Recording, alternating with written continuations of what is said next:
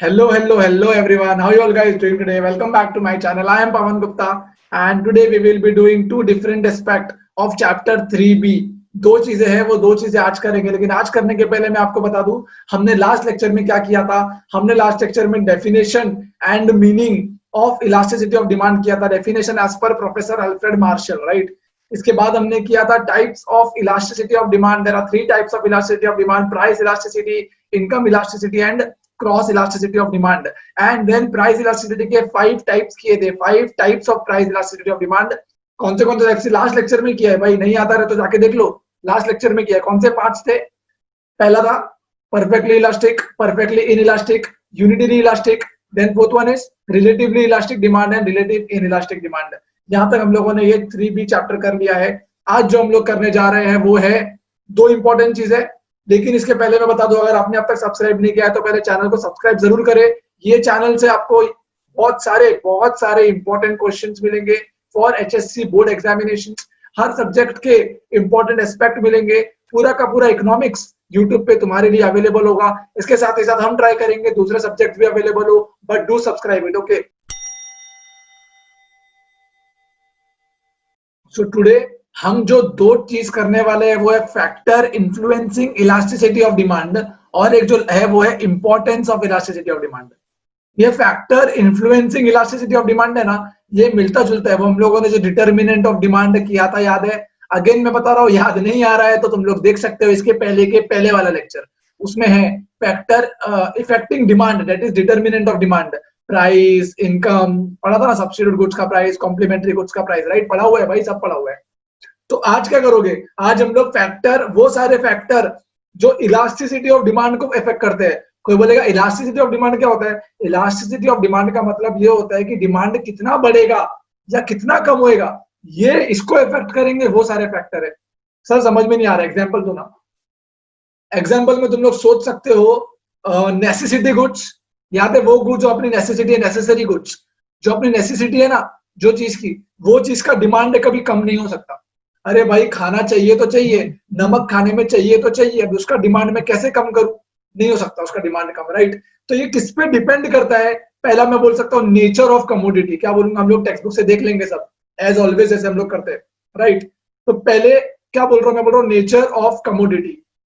Now nature of commodity मतलब क्या? कोई ऐसी चीज है जो बहुत ज्यादा इंपॉर्टेंट है, कोई ऐसी चीज है जो बहुत ज्यादा इंपॉर्टेंट है, या तो कोई ऐसी चीज है जो कम इंपॉर्टेंट है, कोई ऐसी चीज है जो नेसेसरी है, कोई ऐसी चीज है जो लग्जरी है। मेरे को एक बात बता, अभी लॉकडाउन चल रहा है, कोरोना है, कोरोना के टाइम पे लॉकडाउन चल रहा है, लॉकडाउन के टाइम पे गाड़ी खरीदनी है, मर्सिडीज खरीदनी है, पैसे नहीं है। मैं बोला ठीक है बाद में खरीद लेंगे, लेकिन अगर खाने के पैसे नहीं है तो खाना तो पड़ेगा, कहीं ना कहीं से पैसे लूंगा खाने के लिए। तो क्या खाने का डिमांड कम हो गया? क्या नहीं हुआ। क्या कार का डिमांड कम हो गया? क्या बिल्कुल हो गया। तो मैं ये बताना चाह रहा हूँ, जो नेसेसरी गुड्स है, जो नेसेसरी है, रोटी, कपड़ा, मकान, ये मकान तो नहीं, मतलब मकान मतलब रोटी और कपड़ा तो है, मकान भी ऑब्वियसली, बट रोटी कपड़ा जो हम लोग खाते हैं, जो हमारे जरूरी है, हमारे क्या बोलते हैं, जिंदा रहने के लिए जरूरी है, क्या वो चीजों का डिमांड कम होता है? क्या नहीं होता है? तो वो चीजों का डिमांड तो हमेशा बढ़ता ही है, हमेशा बढ़ता ही है। तो मैं यही बता रहा हूँ कि ये सारे फैक्टर है जो इफेक्ट करते हैं इलास्टिसिटी ऑफ डिमांड को। पहला आता है nature of commodity. Nature of commodity मतलब नेसेसिटी गुड्स या तो लग्जरी गुड्स। नेसेसिटी गुड्स का डिमांड हमेशा हमेशा नेसेसिटी गुड्स का डिमांड इन इलास्टिक होता है, याद रखना। नेसेसिटी गुड्स का डिमांड हमेशा इन इलास्टिक होता है। डिमांड इन इलास्टिक के मतलब याद करो, प्राइस इलास्टिसिटी ऑफ डिमांड के 5 type. Perfectly in elastic demand, demand same है प्राइस कितना भी हो। तभी मैंने एग्जांपल दिया था नमक, मेडिसिन भी तो इसका एग्जांपल है। भाव बढ़े, इतना भाव था, ये डिमांड था, इतना भाव था। अरे भाव बढ़ने से क्या डिमांड कम हो जाएगा? डिमांड तो यही रहेगा। भाव कम होने से क्या डिमांड कम हो बढ़ जाएगा? डिमांड तो यही रहेगा, क्योंकि जरूरत है तो उतने ही वापरेंगे ना।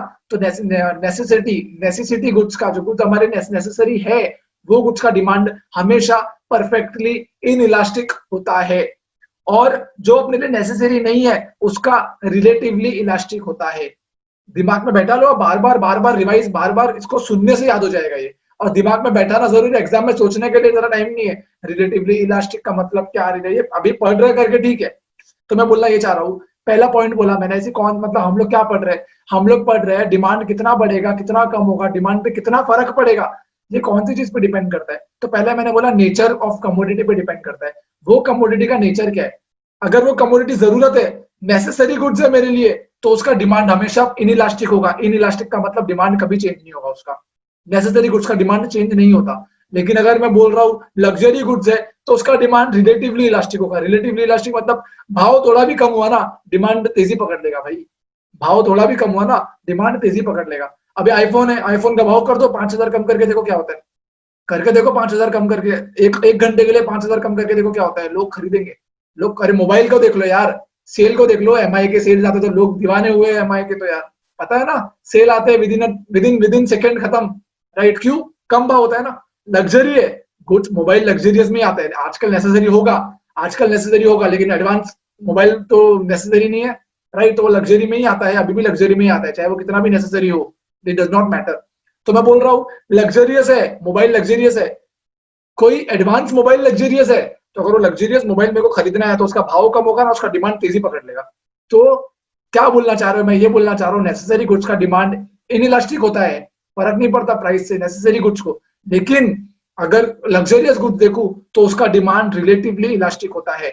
रिलेटिवली इलास्टिक हमने लास्ट लेक्चर में पढ़ा हुआ है, याद नहीं आ रहा है, बत्ती नहीं जल रही है, पिछला लेक्चर जाके देखो रिलेटिवली इलास्टिक क्या होता है। भाव थोड़ा सा भी कम हुआ तो डिमांड बहुत ज्यादा बढ़ता है, उसको रिलेटिवली इलास्टिक बोलते हैं। आई hope I am very clear. तो पहली चीज कौन सी, नेचर ऑफ कमोडिटी अफेक्ट करती है कितना डिमांड बढ़ेगा और कम होगा।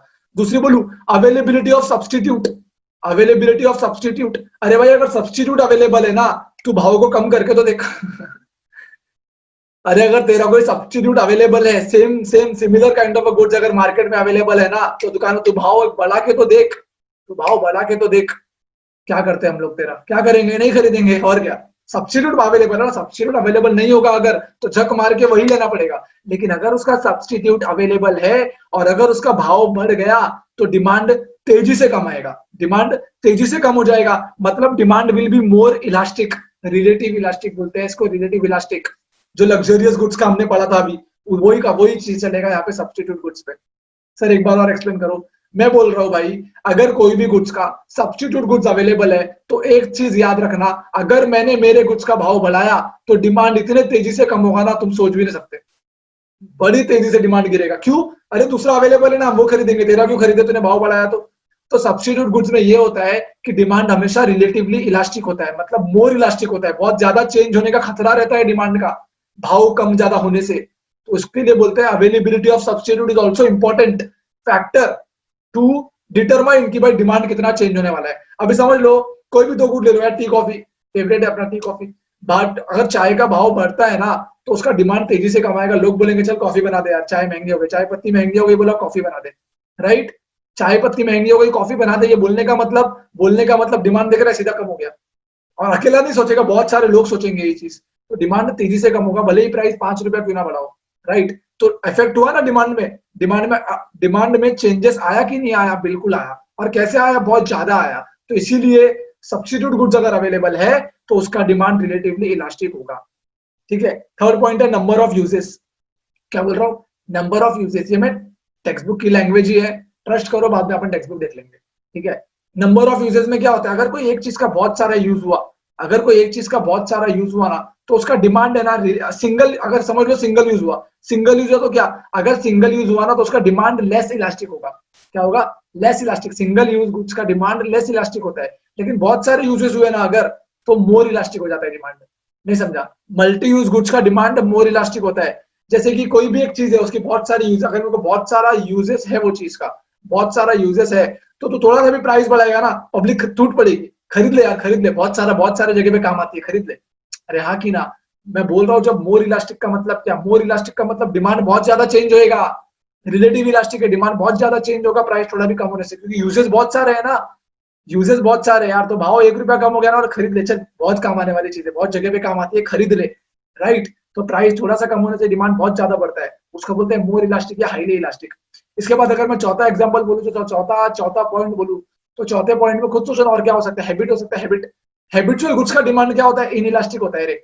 सिगरेट जो पीता है, जो चाय आदत हो गई है पीने की, चाय सिगरेट और भी बहुत सारी चीजें होती है जो बोलते हैं ना हैबिट हो गया कंज्यूम करने का, उसका प्राइस कितना भी रहे, डिमांड नहीं हिलने वाला। और जब डिमांड नहीं हिलने वाला, उसी को तो बोलते हैं in elastic demand, demand elastic नहीं है। तो हैबिचुअल गुड्स का डिमांड हमेशा इन इलास्टिक होता है, राइट? इसके बाद अगर मैं बोलता हूँ ड्यूरेबिलिटी, ड्यूरेबिलिटी समझता है, कोई चीज बहुत ज्यादा टाइम तक चलने वाली होती है ना, तो उसका भाव गिरता है ना, अपन खरीद लेते, फटाक से खरीद लेते। फ्रिज हो गया, अपन इंडिपेंडेंस डे का वेट करते हैं, 15 अगस्त आएगा, भाव कम होगा, खरीद लेंगे ना, ज्यादा टाइम तक काम में आने वाली चीजें। ये नहीं कि आज काम में आई कल खत्म हो जाएगी, ऐसा नहीं है। ज्यादा टाइम तक काम में आने वाली चीजें, जब भी जो भी चीज ड्यूरेबल होती है, ज्यादा टाइम तक काम में आती है, तो प्राइस थोड़ा भी कम होगा ना, डिमांड बहुत ज्यादा बढ़ जाता है।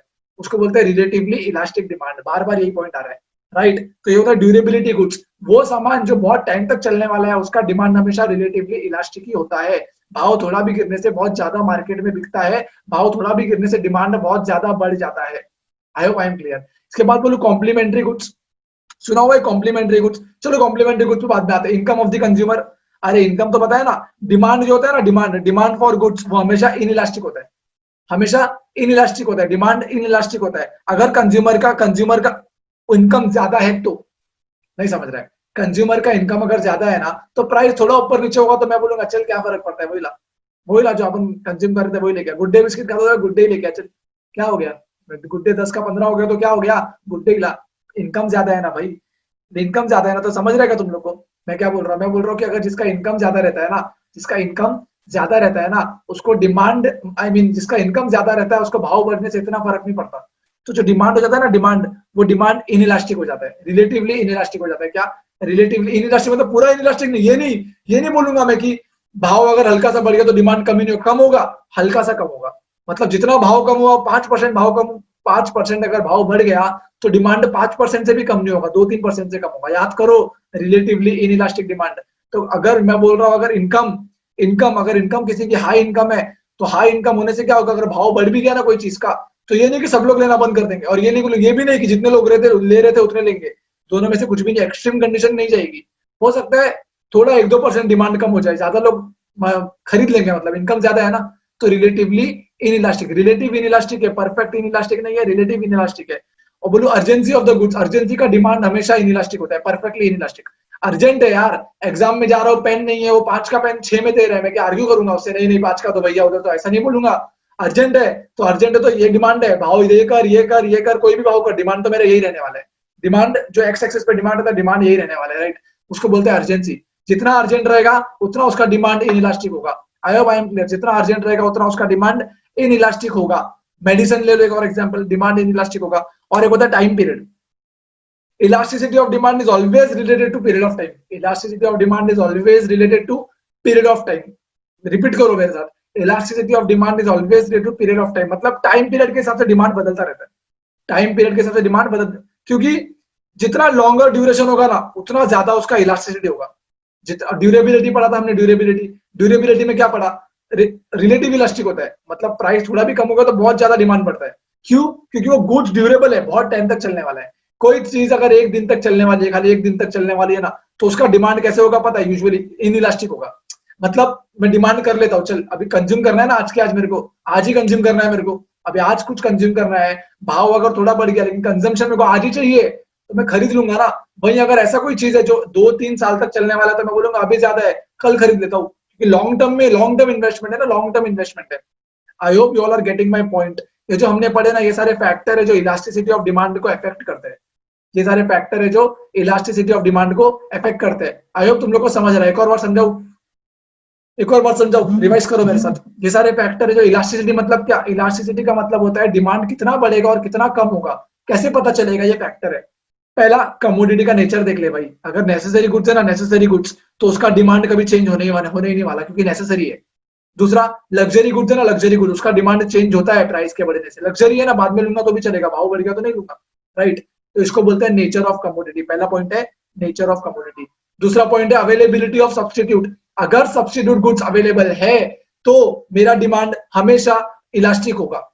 अगर सब्स्टिट्यूट गुड्स अवेलेबल है तो मेरा डिमांड हमेशा, क्यों, मेरा सब्स्टिट्यूट है यार, मैं भाव बढ़ा के तो देखूं मेरा क्या हालत होता है, डिमांड फटाक से नीचे आ जाएगा, सब्स्टिट्यूट अवेलेबल है ना।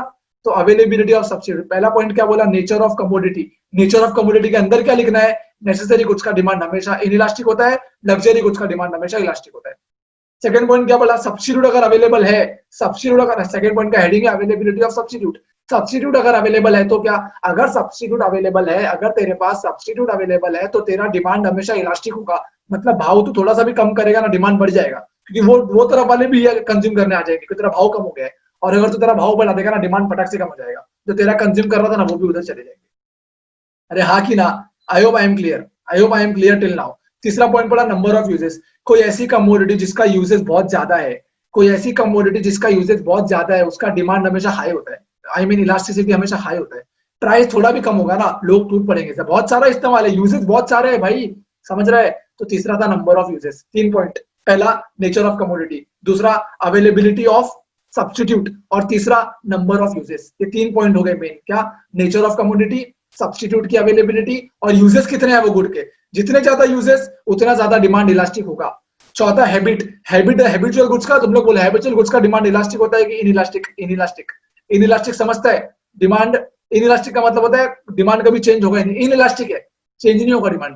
हैबिट है ना मेरे को, भाव कितना भी बढ़ा कितना भी कम कर, डिमांड चेंज नहीं होने वाला, इसको बोलते हैं हैबिट्स। पांचवा ड्यूरेबिलिटी, कोई चीज का अगर कोई ऐसी प्रोडक्ट है जिसका ड्यूरेबिलिटी बहुत ज्यादा है, जो ज्यादा टाइम तक चलने वाली है, तो वो केस में क्या होगा, वो केस में उसका डिमांड रिलेटिवली इलास्टिक होगा, रिलेटिवली इलास्टिक होगा। भाव थोड़ा भी गिरने से डिमांड बहुत ज्यादा बढ़ेगा। इसके बाद क्या पड़ा, इनकम। जिसका इनकम ज्यादा है उसके लिए क्या होता है, यूजुअली इनइलास्टिक होता है डिमांड। भाव थोड़ा बहुत ऊपर नीचे होगा ना, थोड़ा बहुत ऊपर नीचे होगा ना, तो डिमांड में हम लोग फर्क नहीं करते, क्यों? क्योंकि इनकम ज्यादा है। उसके बाद क्या देखा, अर्जेंसी। जितना ज्यादा अर्जेंट रहेगा उतना ज्यादा उसका डिमांड इनइलास्टिक होगा, याद रखना। डिमांड इनइलास्टिक होगा। अर्जेंट है ना, अभी के अभी चाहिए भाई, भाव छोड़, अभी के अभी दे दे, डिमांड तो मैं करूंगा, डिमांड चेंज नहीं होने वाला, inelastic. Time period, last point क्या है, टाइम पीरियड। टाइम पीरियड क्या होता है? टाइम पीरियड का मतलब ये होता है कि भाई ड्यूरेबिलिटी, अगर कोई ड्यूरेबिलिटी भी इसी का पॉइंट है अगर देखा जाए तो, लेकिन अलग से दिया हुआ है तुम्हारे टेक्स्ट बुक में। हम लोग टेक्स्ट बुक देखेंगे अभी इसके बाद, तब अपन डिस्कशन करेंगे। तो मैं क्या बोला, ड्यूरेबिलिटी, टाइम पीरियड की, टाइम पीरियड पॉइंट पे। टाइम पीरियड मतलब कोई ऐसा चीज जो बहुत टाइम तक मेरे साथ रहने वाला है ना, उसका डिमांड रिलेटिवली इलास्टिक होता है। लेकिन जो थोड़े छोटे टाइम के लिए ले रहा हूं ना मैं, उसका डिमांड इनइलास्टिक होता है, राइट। एक last important point is complementary goods. Complementary goods में क्या होता है पता है? Demand for a commodity which is used. क्या बोल रहा हूँ ध्यान से सुनो, ये टेक्स्ट बुक की भाषा नहीं है, मतलब मैं इजी लैंग्वेज में इलेबोरेट करने का ट्राई कर रहा हूँ। मैं बोल रहा हूँ demand for a commodity which is used with other commodity. Demand for a commodity which is used with other commodity to satisfy a want, वो हमेशा उसका डिमांड है ना रिलेटिवली इनइलास्टिक होता है, रिलेटिवली इनइलास्टिक होता है। मेरे को एक बात बता, मेरे गाड़ी है तो क्या होता है, उसमें फ्यूल तो डलाना ही पड़ेगा, तो फ्यूल का डिमांड तो इनइलास्टिक हो गया ना यार। नहीं समझे? दोनों कॉम्प्लीमेंट्री है। कॉम्प्लीमेंट्री कुछ नहीं पता क्या होता है तो मैंने एक लेक्चर में एक्सप्लेन किया हुआ है। कौन से लेक्चर में एक्सप्लेन किया था ये कॉम्प्लीमेंट्री? याद है? टाइप्स ऑफ डिमांड में डायरेक्ट इनडायरेक्ट में आया था कॉम्प्लीमेंट्री भी, राइट। तो जॉइंट डिमांड बोलते हैं, जॉइंट डिमांड। तो ये कॉम्प्लीमेंट्री गुड्स क्या होता है, मतलब कॉम्प्लीमेंट करता है। तो अगर मेरे पास एक है तो दूसरा लेना ही पड़ेगा, तभी वो पहला काम आएगा। गाड़ी यार, फ्यूल ही नहीं है तो गाड़ी का क्या करूं, गाड़ी तो मेरे पास है तो उसमें फ्यूल भी डलाना ही पड़ेगा ना। तो फ्यूल का डिमांड क्या हो गया, इनइलास्टिक। अरे आज पेट्रोल 90 रुपए है, तो पेट्रोल 90 रुपए तो पेट्रोल नहीं भराऊंगा, भराना तो पड़ेगा, जाना है तो, गाड़ी है तो पेट्रोल तो भराना ही पड़ेगा कहीं जाना है तो क्या पॉइंट बनता है, right. I hope I am very clear. मतलब सर कंक्लूड करो, कॉम्प्लीमेंट्री गुड्स का डिमांड हमेशा इनइलास्टिक होता है। क्यों? क्योंकि वो दूसरे के एडिशन में मेरे पास एक है, दूसरा नहीं है, तो एक का क्या करूं, इसका क्या करूं, इसीलिए दूसरा भी लेना पड़ेगा अगर इसको यूज में लेना है तो। गाड़ी को यूज में तो फ्यूल तो भराना ही पड़ेगा, तो फ्यूल का डिमांड क्या हुआ, इनइलास्टिक हुआ, राइट। सो आई होप ये था factor influencing the elasticity of demand, factor which is affecting the elasticity of, there are 9 points. Nature of commodity, क्या है नेचर, बोलने का अपने अंदर बोलो, nature of commodity, availability of substitutes, complementary goods, uses वाला पॉइंट, अर्जेंसी है, time period है, और क्या हैबिट है, और क्या ड्यूरेबिलिटी है। अरे हाँ कि ना, ये सारे पॉइंट्स थे जो हमने देखे, और ये सारे पॉइंट्स थे 9 पॉइंट मिला के तुम्हारे फैक्टर। ये सारे फैक्टर है जो तुम्हारे डिमांड को अफेक्ट करते हैं, डिमांड को नहीं, इलास्टिसिटी ऑफ डिमांड को अफेक्ट करते हैं। ये सारे फैक्टर ये डिसाइड करते हैं कि डिमांड बहुत ज्यादा बढ़ेगा या बहुत कम बढ़ेगा, या बहुत ज्यादा कम होगा या बहुत कम कम होगा, राइट। तो हमने कंप्लीट किया factor influencing the elasticity of demand. अभी हम इसके बाद एक चीज करने वाले हैं, वो है इंपॉर्टेंस करने वाले। आई होप ये 9 पॉइंट तुमको ठीक से समझाओ। ये पॉइंट थोड़े इंपॉर्टेंट है, ज्यादा इंपॉर्टेंट नहीं है, बट थोड़े इंपॉर्टेंट है। हालांकि इंपॉर्टेंट क्वेश्चन अलग से मैं बाद में मार्किंग करा दूंगा। जो अभी हम लोग करने वाले हैं वो होगा इंपॉर्टेंस, राइट। अभी जो हम लोग पढ़ने जा रहे हैं वो है importance of elasticity of demand. हमने अभी क्या पढ़ा, हमने पढ़ा factor influencing elasticity of demand. अभी इंपॉर्टेंस क्या है इलास्टिसिटी ऑफ डिमांड का, याद करो। Importance of law of DMU था, to the government, to the ये, टू द वो, वैसे ये भी है। पहला इंपॉर्टेंस में बता दूं प्रोड्यूसर को, जो मैं गुड्स बना रहा हूं तो मेरे लिए कैसे क्या मायने रखता है, खुद से सोचो क्या मायने रखता है ये इलास्टिसिटी ऑफ डिमांड मेरे लिए।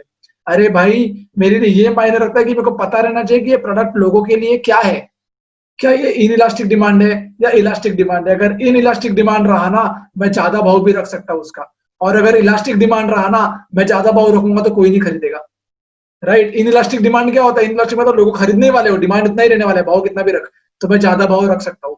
और अगर डिमांड उसका इलास्टिक रहा ना, तो ज्यादा भाव रखा तो प्राइस सीधा कम, आई मीन ज्यादा भाव रखा तो डिमांड सीधा कम हो जाएगा। तो प्रोड्यूसर्स को प्राइस डिसाइड करने के लिए इंपॉर्टेंट है जानना कि डिमांड इलास्टिक है कि इनइलास्टिक है, राइट? गवर्नमेंट गवर्नमेंट ज्यादा टैक्स लगा सकता है किसके ऊपर पता है? इनइलास्टिक वाले गुड्स के ऊपर। इनइलास्टिक वाले गुड्स के ऊपर वो ज्यादा टैक्स लगा सकता है। क्यों? अरे थोड़ा बहुत टैक्स अगर लगा ही रहा है गवर्नमेंट, कोई प्राइस के ऊपर गवर्नमेंट अगर टैक्स लगा रहा है, तो कंज्यूमर क्या बोलेगा? कंज्यूमर तो खरीदना ही पड़ेगा उसको, टोटल एमआरपी ज्यादा हो जाएगा, लेकिन कंज्यूमर तो खरीदेगा ही ना, क्योंकि डिमांड उसका इनइलास्टिक है। या तो वो गुड्स नेसेसरी है, या तो कोई और रीजन की वजह से उसका डिमांड इनइलास्टिक है, तो गवर्नमेंट ज्यादा टैक्स उसके ऊपर लगाएगा। तो गवर्नमेंट के लिए भी इंपॉर्टेंट है जानना कि कौन सा गुड इलास्टिक है। अगर वो इलास्टिक पे ज्यादा टैक्स लगाएगा ना, पब्लिक खरीदेगी नहीं वो, तो पब्लिक वो नहीं खरीदेगा तो गवर्नमेंट को क्या, अरे गवर्नमेंट को टैक्स नहीं मिलेगा, उसके ज्यादा टैक्स लगेगा, क्या फायदा हुआ? इससे अच्छा ऐसे गुड्स पे ज्यादा टैक्स लगा जो पब्लिक खरीदेगी, पब्लिक को झक मार के खरीदना ही पड़ेगा, ऐसे गुड्स पे टैक्स लगा। आई hope I am very clear, right? इसके बाद जो नेक्स्ट पॉइंट है, दो पॉइंट हमने पढ़ा। कौन सा दो पॉइंट पढ़ा? पहला पॉइंट पढ़ा हमने इंपॉर्टेंस टू प्रोड्यूसर, दूसरा पढ़ा इंपॉर्टेंस टू गवर्नमेंट, तीसरा हम लोग पढ़ने जा रहे हैं पता है जो फैक्टर, पता है फैक्टर? तुम लोग को फैक्टर पता है क्या होता है? Land labour capital, factor of production. Factor of production सुना है ना, लैंड लेबर कैपिटल। तो जो फैक्टर ऑफ प्रोडक्शन के प्राइस, अगर ये फैक्टर मशीन अगर मैं कोई ऐसे काम के लिए यूज कर रहा हूँ, ऐसे प्रोडक्ट बनाने के लिए यूज कर रहा हूँ जिसका डिमांड इनइलास्टिक है, तो ये मशीन का कॉस्ट भी मैं ज्यादा रख सकता हूँ। अरे हाँ कि ना? नहीं समझा? मैं कोई ऐसी मशीन बेच रहा हूँ या कोई ऐसा फैक्टर बेच रहा हूँ जिससे जो प्रोडक्ट बनने वाला है ना, प्रोडक्ट का डिमांड इनइलास्टिक है, तो मैं मशीन कितने में भी बेचूं, वो बनाने वाले को खरीदना पड़ेगा, क्योंकि लोग डिमांड कर रहे हैं ना प्रोडक्ट का। साइकिल देखो, लोग प्रोडक्ट का डिमांड कर रहे हैं, तो लोग प्रोडक्ट मांग रहे हैं मार्केट में प्रोडक्ट इनके बनाना पड़ेगा, तो बनाने के लिए इंसान को मशीन लगेगा, तो मैं मशीन बेचूंगा। तो अगर मैं मशीन उसको ज्यादा में बेचूंगा तो क्या नहीं खरीदेगा? वो कैसे नहीं खरीदेगा? खरीदना तो पड़ेगा, क्योंकि डिमांड है मार्केट में, राइट? तो जिसका मार्केट में डिमांड है और वो डिमांड इनइलास्टिक है, क्या बोल रहा हूँ? इनइलास्टिक डिमांड है, इनइलास्टिक डिमांड है। अगर इनइलास्टिक डिमांड है तो डिमांड तो कम होना ही नहीं है। अगर डिमांड कम नहीं होगा, अगर कोई प्रोडक्ट का डिमांड कम नहीं हो रहा है, डिमांड इनइलास्टिक का मतलब डिमांड कम नहीं हो रहा है, तो अगर कोई चीज का डिमांड है मार्केट में, डिमांड कम नहीं होना है, तो उसका वो ज्यादा प्राइस पे बेचने वाला है, क्योंकि डिमांड इनइलास्टिक है, तो वो ज्यादा प्राइस पे बेचने वाला है, तो मैं फैक्टर भी तो ज्यादा प्राइस पे उसको दे सकता हूँ। मशीन यूज करने के लिए बोलूंगा 1 घंटे का 400 की जगह बोलूंगा 1000 देना मेरे को, राइट है? क्योंकि वो भी तो ज्यादा लगाएगा। तो फैक्टर का प्राइस डिसाइड करने में भी काम आता है इलास्टिसिटी ऑफ डिमांड, कि डिमांड जो सामान है वो सामान का डिमांड इलास्टिक है कि इनइलास्टिक है, राइट? तो यहाँ पे वही बोल रहा हूं मैं, factor of production for which demand is relatively inelastic, वो फैक्टर ऑफ प्रोडक्शन जिसका डिमांड क्या है, इनइलास्टिक है, वो फैक्टर ऑफ प्रोडक्शन का प्राइस में ज्यादा चार्ज कर सकता हूँ, राइट? इसके बाद अगर मैं बोलूंगा तो जो पोर्शन ऑफ एक्सपेंडिचर है, क्या बोल रहा हूँ, चौथा पॉइंट है, ये एक पॉइंट है तुम लोग का, एक proportion of expenditure. Proportion of expenditure जो है, अगर समझ ले वो छोटा सा पार्ट है, तेरी इनकम है 10 करोड़, तेरा खर्चा होता है 50,000, 1 लाख तेरा खर्चा होता है, तो एक दिन है ना क्या हो गया, भाव बढ़ गया, 1 लाख से 2 लाख हो गया, तो तू क्या करेगा? नहीं नहीं नहीं नहीं, 2 लाख, अरे भाई इनकम 10 करोड़ है, राइट? तो अगर इनकम का छोटा सा पार्ट खर्चा है ना, तो हमेशा इनइलास्टिक ही होता है डिमांड। अरे इनकम का इतना सा पार्ट खर्चा है, अगर भाव बढ़ गया तो इतना खर्चा हो जाएगा, तो क्या फर्क पड़ता है उससे? कुछ फर्क पड़ेगा? नहीं पड़ेगा। तो प्रपोर्शन ऑफ एक्सपेंडिचर देखते हैं, लोगों का प्रपोर्शन ऑफ एक्सपेंडिचर, प्रपोर की यहाँ पे जो सोसाइटी में लोग रहते हैं, इनकी कमाई कितनी है, खर्चा कितना है? अगर कमाई बहुत है, खर्चा थोड़ा सा है ना, तो भाव ज्यादा रख, बिंदास खरीदेंगे उन लोग यार, क्या फर्क पड़ेगा? थोड़ा खरीदेंगे तो, मतलब आई मीन ज्यादा भाव में भी खरीदेंगे तो क्या फर्क पड़ेगा? खर्चा तो वैसे भी इतना सा ही पार्ट है उनके इनकम का, तो इतना पार्ट हो जाएगा, दैट्स इट। तो प्रपोर्शन ऑफ एक्सपेंडिचर भी इंपॉर्टेंट है। फॉरेन ट्रेड में भी काम आता है। फॉरेन ट्रेड में क्या काम आता है पता है? जो concept of elasticity of demand है ना, वो यूजफुल होता है डिटरमाइन करने के लिए टर्म्स एंड कंडीशंस। टर्म्स और कंडीशंस क्या होनी चाहिए फॉरेन ट्रेड में, ये डिसाइड करने के लिए इंपॉर्टेंट होता है इलास्टिसिटी ऑफ डिमांड। क्योंकि मैं अगर बोलूं तुम लोग को, जो पेट्रोल वगैरह है, अगर पेट्रोल का डिमांड ज्यादा है, अगर पेट्रोल का भाव देखो बढ़ रहा है, तो क्या लोग गाड़ी नहीं चला रहे, बाइक नहीं चला रहे? अरे जाना है, चलाना है तो चलाएंगे, हम लोग ने पहले भी पढ़ा, अभी पहले वाले आंसर में, कॉम्प्लीमेंट्री गुड्स का डिमांड करके, राइट? तो ये पॉइंट वही बोलता है, फॉरेन ट्रेड में भी काम आता है इलास्टिसिटी ऑफ डिमांड, ठीक है? एक्सपोर्ट और इंपोर्ट पॉलिसी बनाने में भी काम आता है। अरे अगर मैं इंपोर्ट हमेशा थोड़ा ज्यादा देना पड़ता है, वो ट्रेड कस्टम वगैरह लगता है ना, तुम लोग को नहीं पता तो इग्नोर करो, लेकिन जब दूसरे देश से हम लोग मंगाते हैं कुछ सामान, तो उसमें बहुत सारे टैक्स लगते हैं, बहुत सारे टाइप्स के टैक्स लगते हैं। मैं मंगा तो लू, उसकी डिमांड इलास्टिक है। डिमांड इलास्टिक है मतलब क्या? डिमांड इलास्टिक है मतलब क्या? डिमांड इलास्टिक है, इसका मतलब यह है कि मैंने मंगा लिया महंगे में, अब यहाँ पे कोई खरीद ही नहीं रहा क्योंकि महंगा हो गया वो, तो मंगाया क्यों था? तो देखो पहले से पता रहना चाहिए था, अगर डिमांड इनइलास्टिक होती और तू मंगाता तो लोग खरीदते, क्योंकि डिमांड इनइलास्टिक है ना, उनको खरीदना ही है, डिमांड तो चेंज नहीं होने वाली है, राइट? तो फॉरेन ट्रेड में भी इसका इंपॉर्टेंस है। तो मैं बता दूं टोटल हमने कितना इंपॉर्टेंट पढ़ा भाई, टोटल हमने 6 इंपॉर्टेंट पढ़ा है, 6। कौन सा 6? पहला क्या था? पहला था इंपॉर्टेंस टू प्रोड्यूसर, दूसरा गवर्नमेंट, तीसरा था फैक्टर का प्राइसिंग, चौथा था फॉरेन ट्रेड, पांचवा था पब्लिक यूटिलिटी, और जो छठवा था वो है, वो क्या छठवा क्या है? Proportion of expenditure. I hope I am clear. Public utility point नहीं पढ़ा। पब्लिक यूटिलिटी में क्या होता है? पब्लिक यूटिलिटी जो होती है ना, उसका पब्लिक यूटिलिटी हमेशा इनइलास्टिक होता है। रेलवे इनइलास्टिक है भाई, तो ये इनइलास्टिक डिमांड होता है रेलवे वगैरह का। मतलब भाव 1 आध रुपया बढ़ गया तो क्या करेंगे उसमें?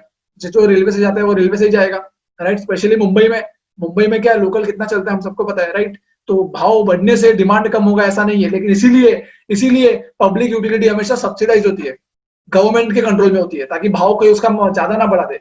अगर अपनी जो मुंबई में लोकल चलती है, या जो नॉर्मल ट्रेन भी, मेट्रो एक्सप्रेस भी जो है, अगर वो प्राइवेट हो गई पूरी की पूरी, तो समझ सकते हो तुम लोग, उसको अपना प्रॉफिट कमाने के लिए कोई भी भाव रखेगा टिकट का, क्योंकि उसको पता है लोग तो ट्रैवल करने वाले हैं, इसलिए सब चीजें सब्सिडाइज होती है, गवर्नमेंट के कंट्रोल में होती है। पब्लिक यूटिलिटी का बात कर रहा हूं मैं। पब्लिक यूटिलिटी के लिए डिमांड इनइलास्टिक होता है, इसीलिए पब्लिक यूटिलिटी गवर्नमेंट के कंट्रोल में होती है, सब्सिडाइज होती है बाय गवर्नमेंट।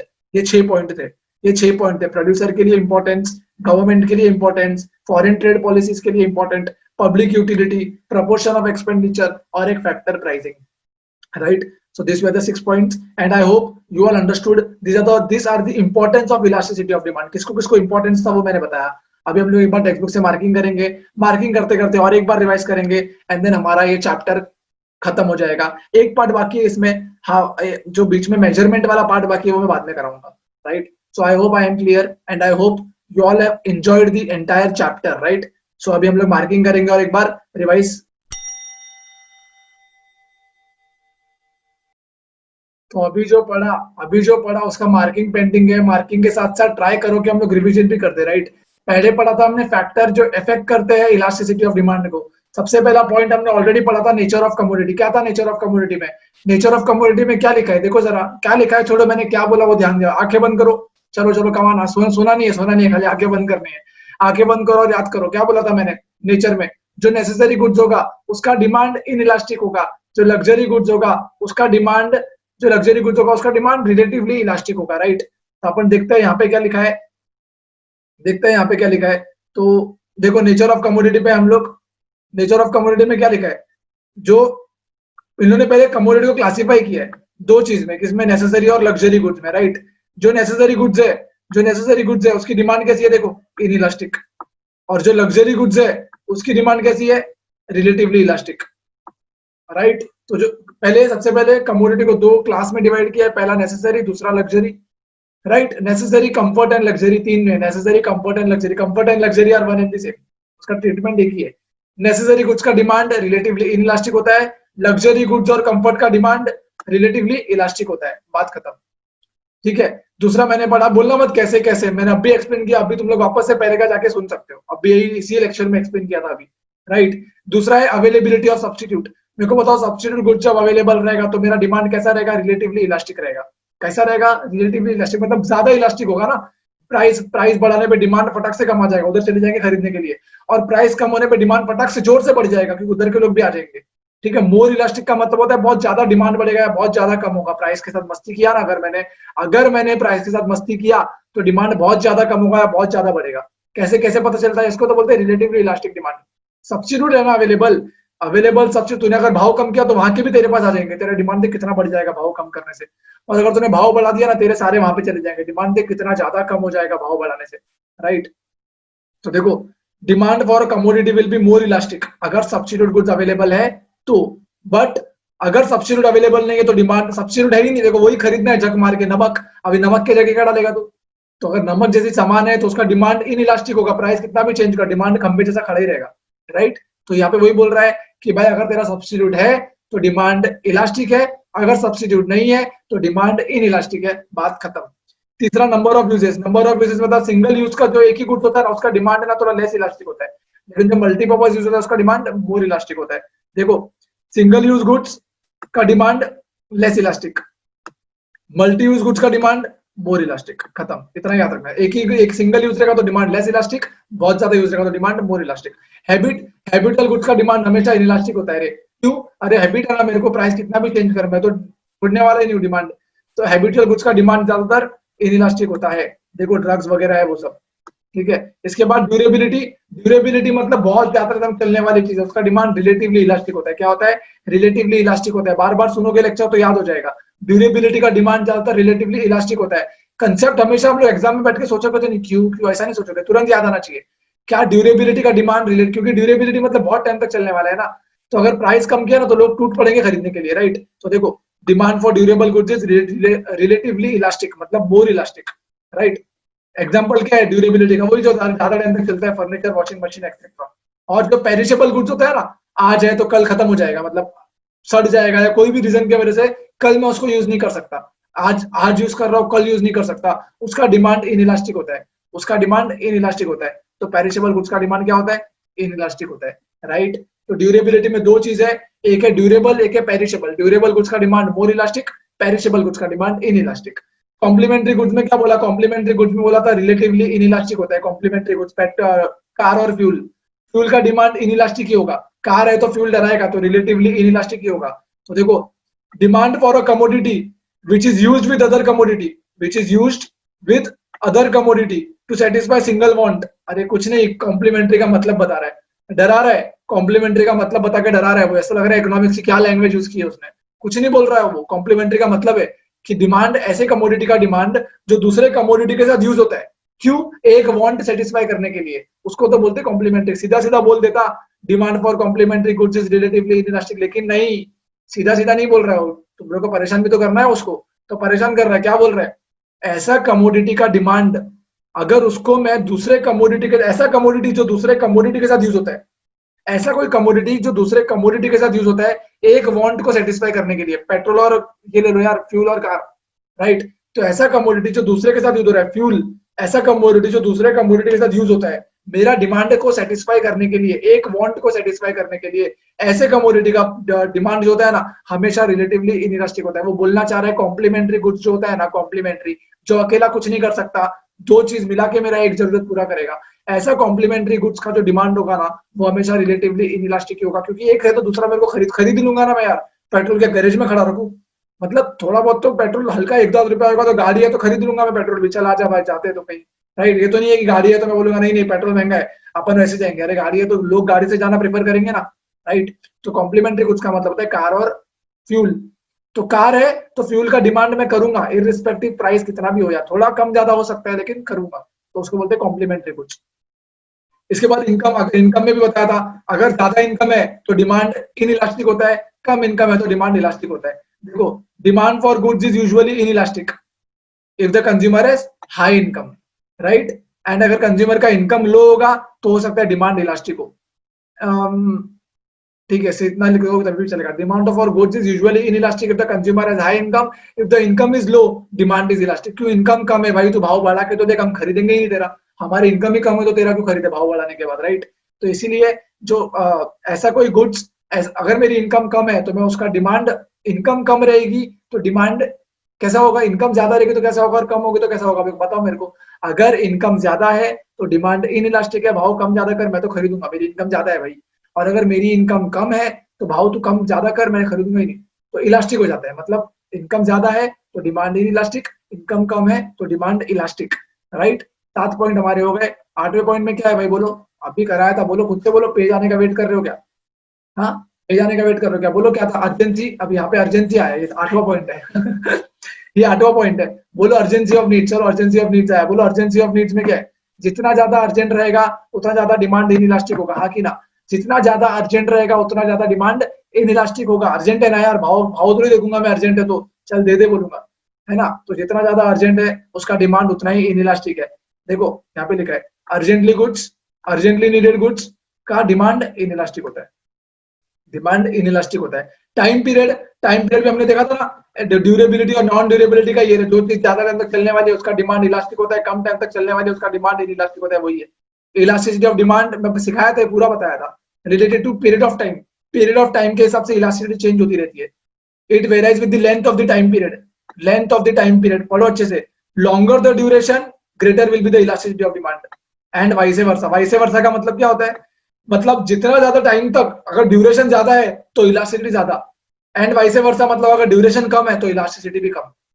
ड्यूरेशन ज्यादा है इलास्टिसिटी ज्यादा, ड्यूरेशन कम है इलास्टिसिटी भी कम। ठीक है, और एक पॉइंट हमने छोड़ा हुआ है 7 पॉइंट टेक्स्ट के बिल्कुल नीचे, बोलो कौन सा है, क्या वेट कर रहे हो, सातवां पॉइंट आएंगे हम सर, हम लोग को याद कैसे कैसे याद रहेगा सर, सातवां पॉइंट आने तो आ गया, इनकम ऑफ द कंज्यूमर आ गया ना, इनकम ऑफ द कंज्यूमर। क्या है इनकम ऑफ द कंज्यूमर का पॉइंट, क्या सिखाया था इनकम ऑफ द कंज्यूमर में, बोलो क्या सिखाया था इनकम ऑफ द कंज्यूमर में, demand for goods is usually inelastic, consumer है हाई इनकम, एंड अगर कंज्यूमर का इनकम लो है तो, अगर कंज्यूमर की इनकम हाई है तो डिमांड इनइलास्टिक होगा, इनकम लो है तो डिमांड इलास्टिक होगा, right. I hope I am very clear.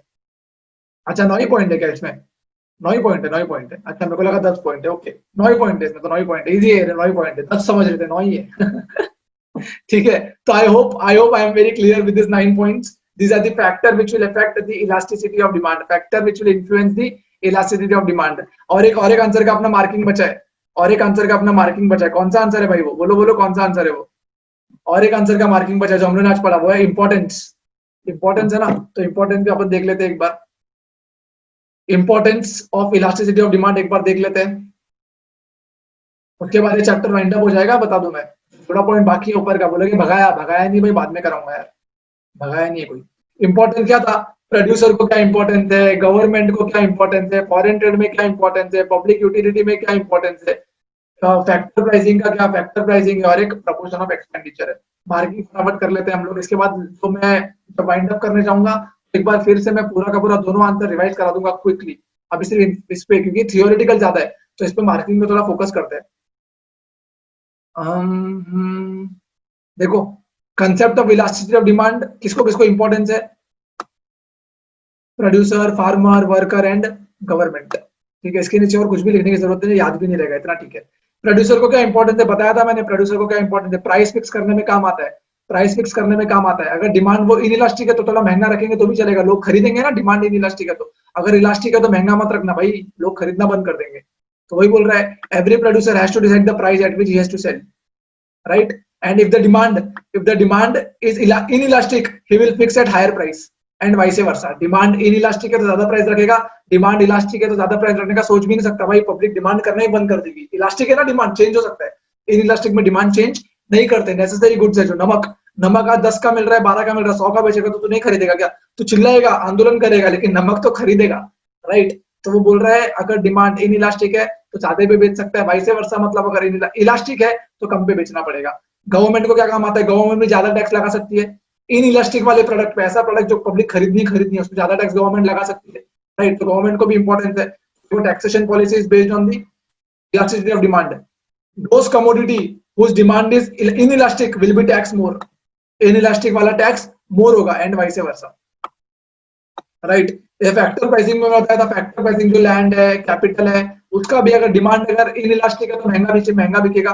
तो देखो the concept of elasticity useful in determination of factor prices, factor of production for which demand is inelastic can command a higher price. अगर demand inelastic है, ज्यादा भाव में बेचो भाई, public कैसे भी करके खरीदेगी as compare to those of elastic demand. इसके बाद फॉरेन ट्रेड में मैंने बोला, फॉरेन ट्रेड में लास्ट लाइन इंपॉर्टेंट है, फॉरेन ट्रेड में concept is also useful in formulating import and export policy। देखो इलास्टिसिटी ऑफ डिमांड इंपॉर्टेंट है, इंपोर्ट और एक्सपोर्ट पॉलिसी फ्रेम करने में इंपॉर्टेंट है। The concept elasticity of demand is useful in determining terms and conditions in foreign trade. इतना लिखोगे तो भी हो गया, ठीक है, इतना लिखोगे तभी भी हो गया। 2 पॉइंट बोला मैंने, इलास्टिसिटी ऑफ डिमांड यूजफुल है टर्म्स एंड कंडीशंस के लिए, इलास्टिसिटी यूजफुल है फॉर्मुलेटिंग द इंपोर्ट और एक्सपोर्ट पॉलिसीज के लिए। इसके बाद जब हम आते हैं 5वें पॉइंट पे, पब्लिक यूटिलिटी मैंने बोला था जो रेलवे होती है वो सब्सिडाइज होती है, गवर्नमेंट का कंट्रोल होता है उसके ऊपर, और इस क्योंकि उसका डिमांड इनइलास्टिक होता है। तो in case of public utility like railway which have an inelastic demand, क्या होता है, गवर्नमेंट आइदर सब्सिडाइज करती है और नेशनलाइज करती है ताकि कंज्यूमर एक्सप्लॉइटेशन ना हो। कोई प्राइवेट कंपनी अगर रेलवे चलाएगी तो कंज्यूमर एक्सप्लॉइट होंगे, एक्सप्लॉइट मतलब पता है कंज्यूमर का मजाक उड़ाएंगे भाई, कंज्यूमर की धज्जियां उड़ाएंगे, कैसे, ज्यादा प्राइस रखेंगे, क्यों, उनको पता है तुम तो डिमांड तो इनइलास्टिक है, पब्लिक तो ट्रैवल करने वाली है, इसलिए ये चीजें गवर्नमेंट अपने कंट्रोल में रखती है। जिसका डिमांड इनइलास्टिक होता है ज्यादातर गवर्नमेंट उस चीजों को अपने कंट्रोल में रखती है ताकि उसका भाव बढ़ा के लोगों की भावनाओं के साथ ना खेले कोई, ठीक है ना। अगर मेरा रेलवे होगा, मैं देख रहा हूँ रेलवे में रहा है, ठीक है, मैं तो क्या करूंगा पता है, मैं तो पीक आवर्स में ना टिकट का भाव बढ़ा दूंगा अरे अगर मेरा रेलवे होगा ना, मैं मॉर्निंग के टाइम पे ना जो 5 का होता है 15 का बेचूंगा, दोपहर में 5 में बेचूंगा, शाम में फिर से 15 कर दूंगा, है ना। पासेस वासेस का सिस्टम ही बंद कर दूंगा, पास वास चाहिए ही नहीं, रोज आओ टिकट निकालो लाइन में लगो, सिस्टम बात खत्म, है ना। ऐसा कर सकता है कोई भी, क्योंकि उसको पता है लोगों को जरूरत है, डिमांड इनइलास्टिक है, इसीलिए वो हमेशा गवर्नमेंट के कंट्रोल में होता है। लास्ट पॉइंट है proportion of expenditure. Proportion of expenditure की अगर मैं बात करूं तो क्या है प्रपोर्शन ऑफ एक्सपेंडिचर भाई, अगर मेरी इनकम बहुत ज्यादा है और छोटा सा प्रपोर्शन खाली मेरा खर्चा हो रहा है, तो मेरी लिए डिमांड हमेशा इनइलास्टिक ही होगा। तो कुछ भी भाव रख, मेरा इतना खर्चे से इतना हो जाएगा, मेरे को क्या फर्क पड़ेगा, मैं तो डिमांड कर लूंगा, राइट। तो वही बोल रहा है, if the proportion of expenditure small, income में, इनकम के हिसाब से अगर इतना सा खर्चा हो रहा है ना, तो डिमांड कैसे होगा, रिलेटिवली इनइलास्टिक होगा। देखो, और if the proportion of expenditure is large, तो डिमांड बहुत ज्यादा, अगर मेरा 100 रुपया कमाई है उसमें से 60 रुपया खर्चा हो रहा है, और अगर तूने कोई भाव बढ़ा दिया तो मैं तेरा खरीदूंगा, अरे पैसा ही नहीं है, इनकम ही नहीं है मेरी, खर्चा देख कितना है, 100 में से 60 रुपया तो खर्चा हो जाता है, राइट। तो ये केस में क्या होगा, डिमांड इलास्टिक हो जाएगा। इलास्टिक का मतलब होता है, डिमांड इलास्टिक का मतलब होता है तो भाव बढ़ाएगा ना, मैं खरीदना बंद कर दूंगा, और इन इलास्टिक का मतलब होता है तो भाव बढ़ा के कम कर, मैं तो खरीदूंगा। तो अगर मेरे इनकम में से छोटा सा पार्ट अगर खाली खर्चा हो रहा है, तो तू भाव और बढ़ाना चलेगा, मैं खरीदूंगा, क्या फर्क पड़ता है, राइट। लेकिन अगर मेरे इनकम का 60% खर्चा हो रहा है, 75% खर्चा हो रहा है, और तू तेरा भाव बढ़ाएगा, मैं नहीं खरीदूंगा, राइट। तो ये पॉइंट था proportion of expenditure, right. And I hope I am very clear. ये मार्किंग में ज्यादा ध्यान दिया मैंने, मार्किंग के टाइम पे ज्यादा पहले का जो रिवाइज कराया था वो वापस से, आई मीन पहले जो पढ़ाया था वापस से रिवाइज नहीं कराया, खाली मार्किंग कराया। अभी जब मैं ये मार्किंग अभी एंड में, मेरा एम है कि एक बार मैं फटक से दोनों आंसर रिवाइज करा दूं, ताकि तुम्हारे दिमाग में फिट हो जाए। दो चीज हमने पढ़ी, इंपॉर्टेंस एंड अभी इंपॉर्टेंस सिग्निफिकेंस, वही है, ये हमने पढ़ी, और इसके पहले एक और आंसर पढ़ा। ये दोनों आंसर मेरे को नहीं लगता एग्जाम में आएगा।